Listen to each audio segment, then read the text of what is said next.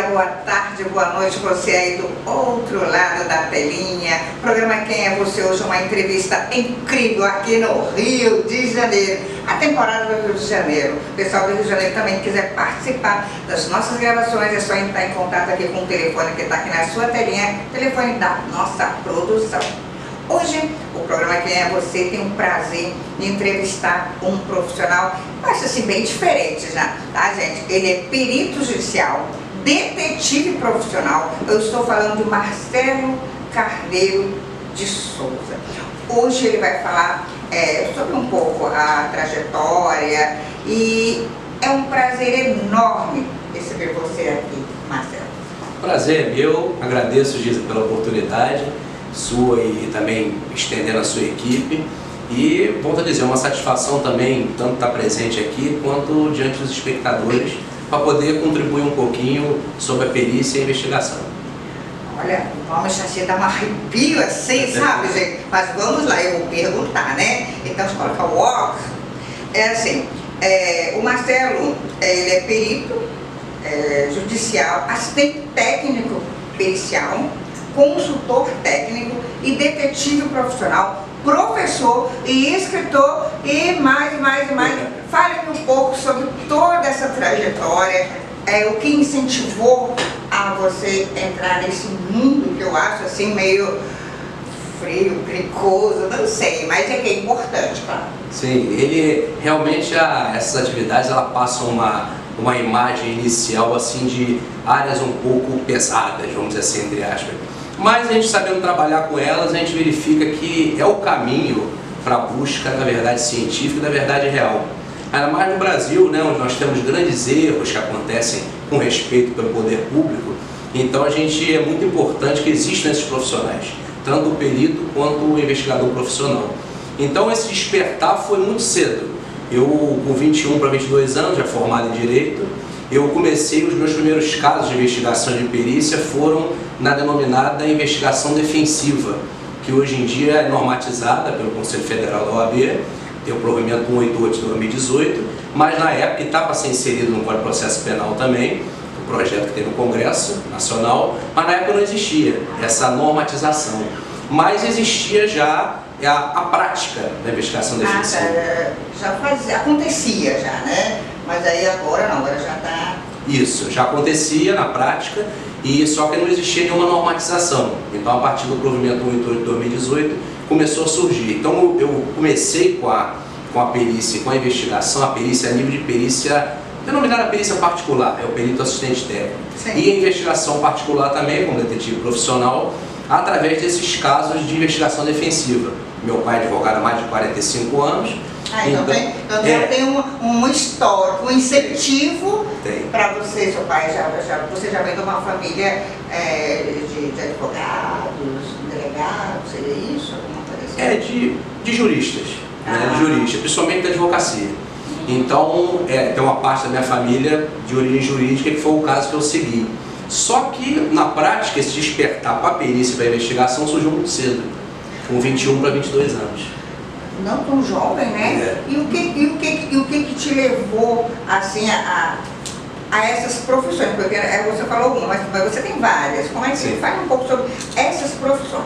Sim, a perícia, inicialmente, nesses casos de investigação defensiva, foi a perícia particular, como perito assistente técnico, e como detetive profissional. Foram dois casos da Baixada Fluminense, que nessa época eu trabalhava como perito particular, entre aspas, e detetive profissional, para instruir as defesas do meu pai na advocacia. Dali eu fui me profissionalizando, fui desenvolvendo cada vez mais a qualificação, a experiência, e também passei a atuar como perito judicial. Isso que eu ia te perguntar. Como funciona esse trabalho de perito judicial? Como é que explica aí o pessoal para... Às vezes as pessoas confundem o perito judicial com o perito criminal da polícia. Na minha cabeça já vem logo, assim, né? Por isso que você falou no início, que a gente tem aquela coisa um pouco pesada, mas não, a gente está aqui para esclarecer para o que você fala, porque o outro lado, às vezes, pensa logo assim, nossa, ele, sabe, é uma coisa pesada, mas... E me responda, então, sobre o perito judicial. Qual é a diferença do judicial para o particular e do profissional? Sim, a questão é a seguinte, a perícia judicial, O perito ele é nomeado, ele tem que ser cadastrado em um tribunal e ele é nomeado pelos juízes.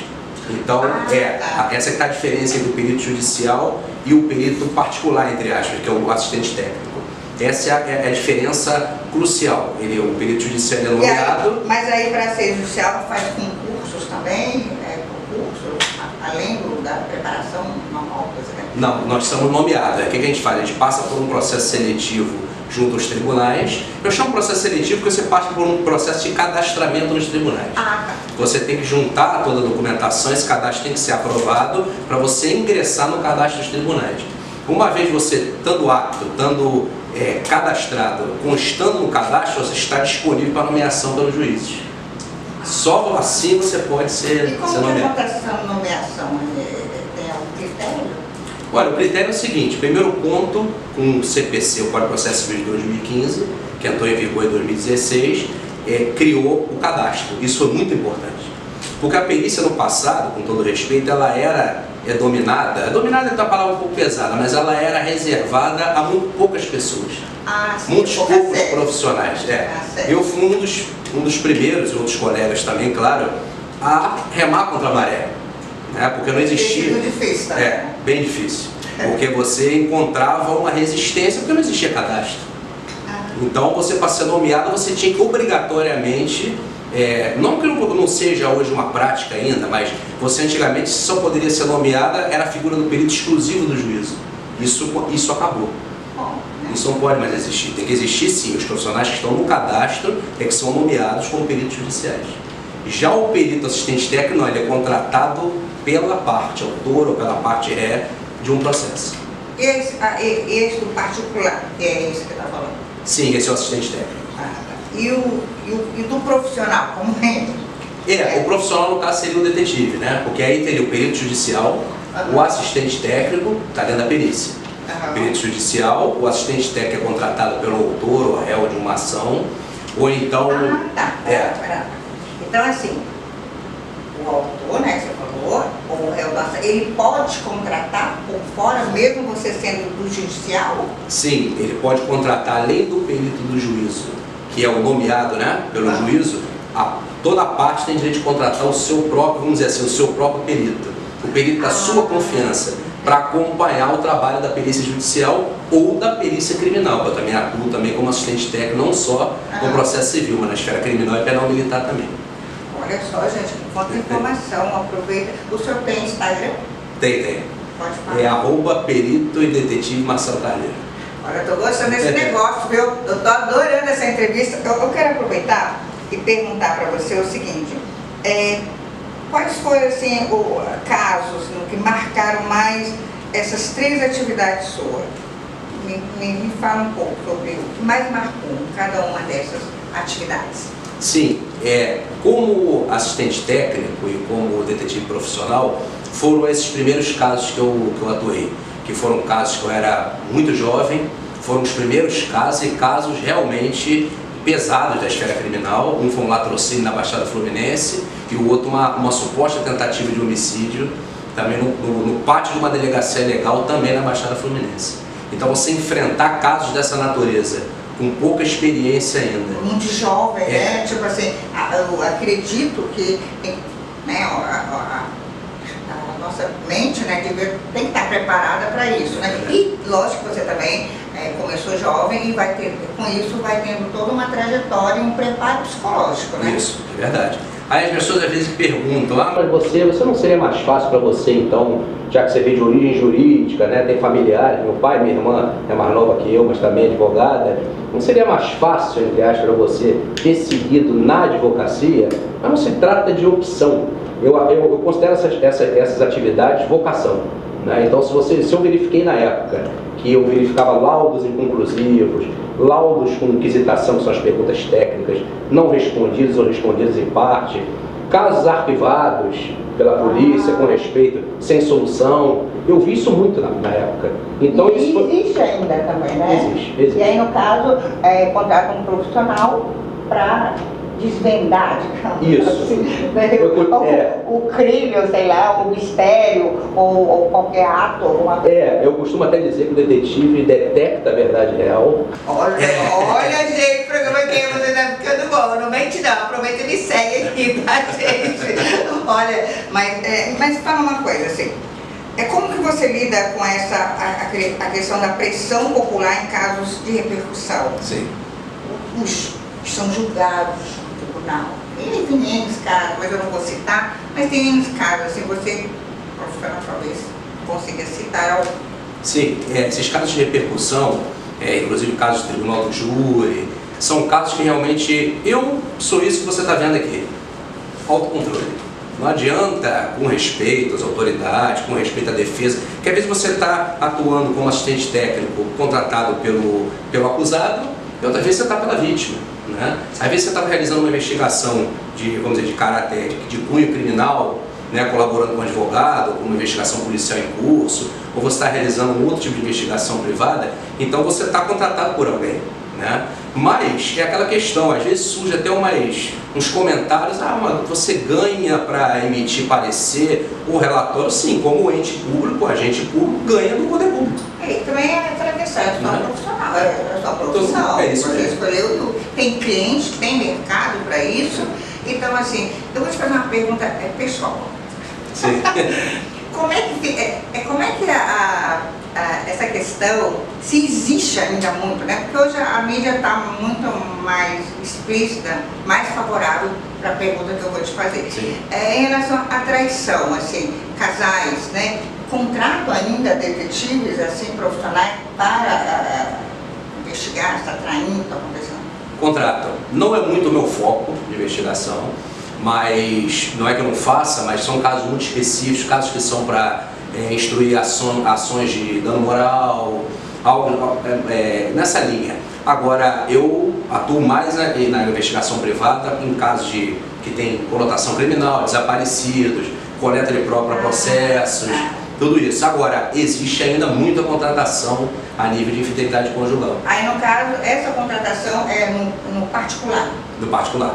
Porque o detetive, ele realmente atua sempre em caráter particular, pessoas físicas ou jurídicas. Agora me fala um segredo, aí para detectar, né, aí tem umas técnicas, tem as canetinhas, eu sei que você não pode falar, claro, mas trabalha muito com técnica também, sim, né? Sim, muita técnica.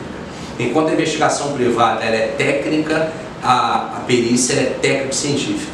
Então a gente trabalha, a gente tem equipamentos, mas também tem muita técnica, como você bem salientou. Então, às vezes parece que é fácil de chegar a determinado resultado. Claro, depois que o relatório está elaborado, um parecer técnico, ou até um laudo pericial em juízo, parece que foi fácil. Mas até você chegar àquele produto final, o trabalho que foi desenvolvido ali, às vezes demorou 1 mês, 2 meses, 3 meses, isso eu até mais. Demora de acordo Com a complexidade. Com a complexidade no caso. E acontece, por exemplo, de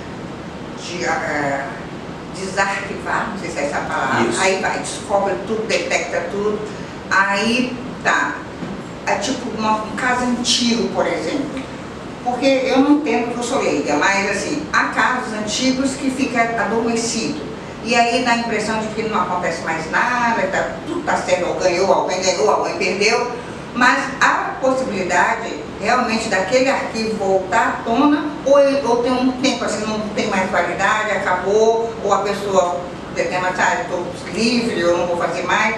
Me fale um pouco sobre isso. Sim, isso é bem importante que você destacou, porque acontece, existem casos que estão amparados pela chamada prescrição, esses não tem mais jeito, mas outros casos não, eles podem ser desarquivados. Então, para ele ser desarquivado, como eu estava dizendo, o detetive detecta a verdade real e o perito desvenda a verdade científica.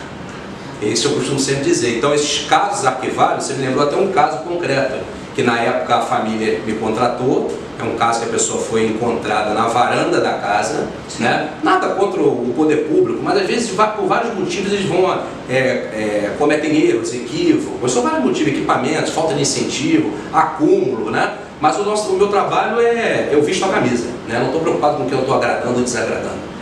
Meu compromisso é com a verdade. Então, seja a verdade real ou científica. Eu não estou preocupado se eu estou desagradando fulano ou fulano. Então, né? assim, então, doutor, Não trabalha com a emoção na sua Não. Claro, razão nunca perdendo o coração. Né? Se você também perder o coração totalmente, você não é mais humano, né? Mas você tem que trabalhar realmente focando a razão. Esse caso, ele foi encontrado para ver o desarquivamento.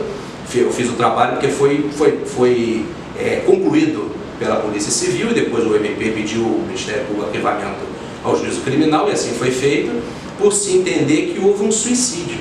Mas na realidade ele foi encontrado amarrado com as mãos para trás e com uma corda no pescoço na varanda de casa.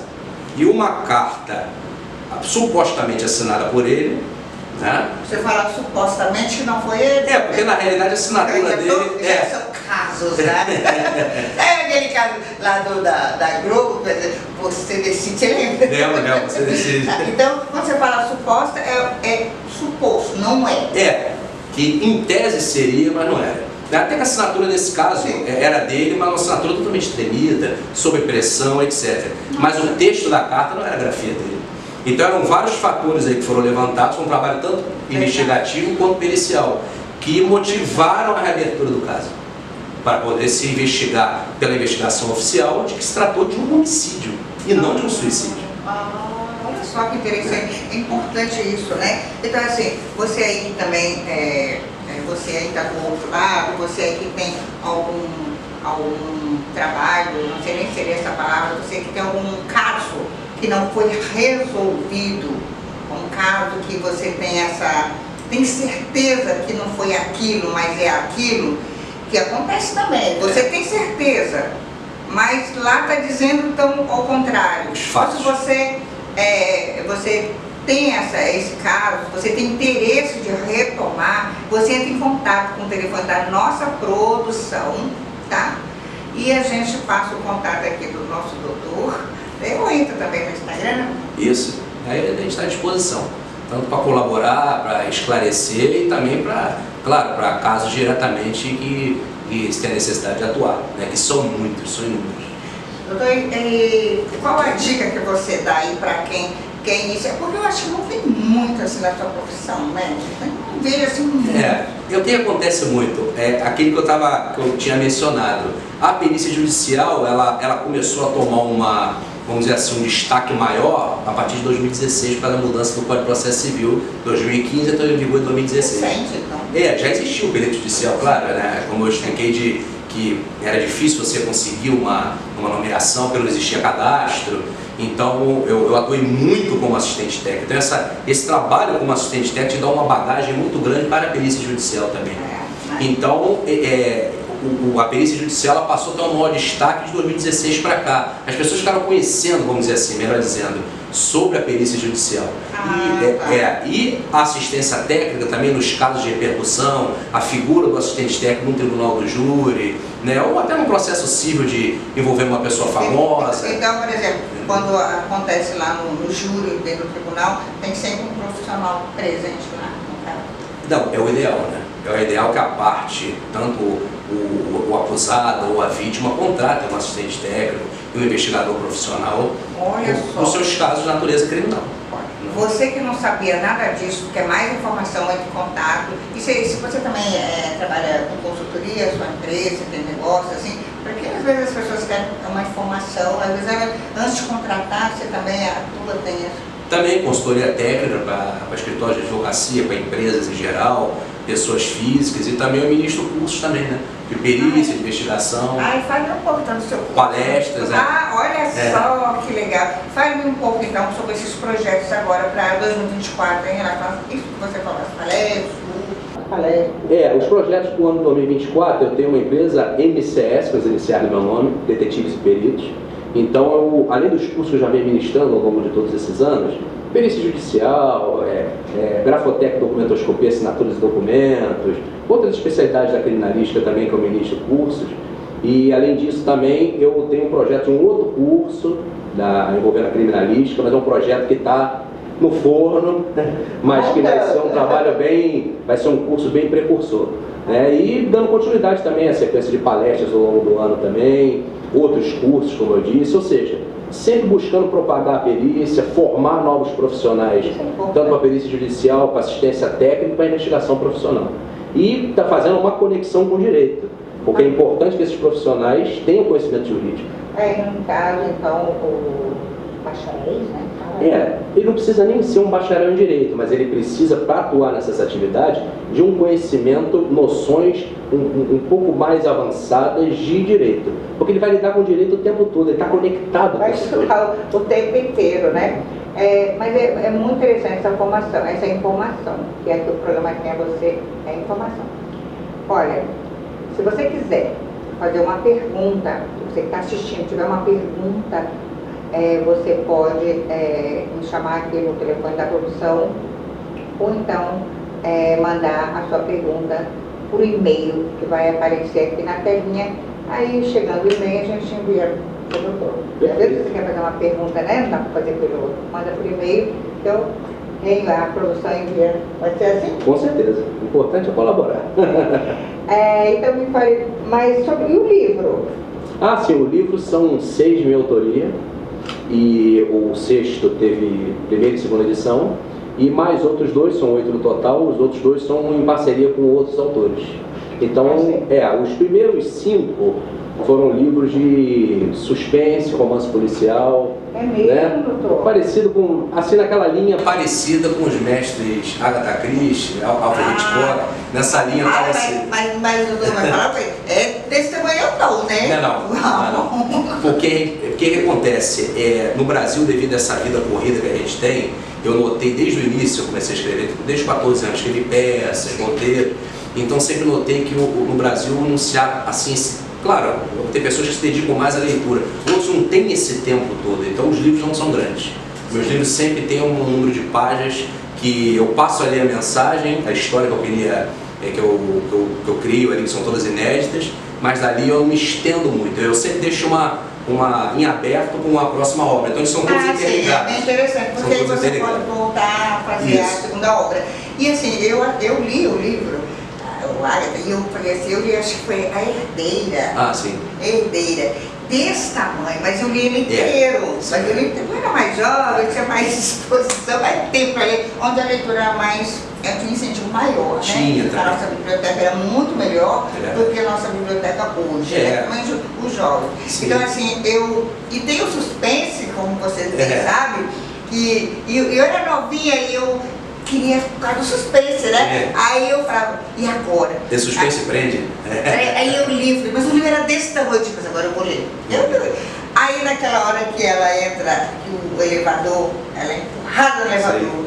Aí, ai meu Deus! Então assim, é muito interessante. E agora você falando, nessa linha então, mais ou menos. Nessa linha. E onde que encontra seus livros? Pode ser tudo através do Instagram, ou através do Facebook, ou do e-mail mcsdetetiveseperitos@gmail.com também, ou através do WhatsApp 2199-230-9161, ou seja, nas redes sociais todas. Nós vamos colocar aqui o endereço digital. Tá ótimo. Se você quiser ter um dos livros, eu quero, né, um livro desse, eu quero esse de poupança. Tá ótimo. Da próxima vez que o doutor vier aqui no programa, que eu tá separado. Olha, você já está convidado, vamos falar de coisas mais pesadas. Tá ótimo. Mas eu digo pesadas, informações. Sim, com certeza. Porque a gente tem que informar, nem todo mundo, doutor, tem condições de ter um profissional. Como o senhor. Sim. Dar o norte, né, para a pessoa começar a fazer alguma coisa, ou tirar aquela consciência. Então, eu faço questão, mais uma vez, quem sabe ainda esse ano eu convidar o doutor para vir aqui para falar mais e falar sobre um livro também. Nossa entrevista já está chegando no finalzinho, mas eu adorei sobre essa questão do livro. Olha, eu quero um livro, doutor. Olha, muito obrigada pela sua participação. Eu que agradeço. Por enriquecer aqui o nosso programa Quem é Você. Muito obrigada. Satisfação é minha e mais uma vez muito obrigado a todos. Até a semana que vem. Tchau!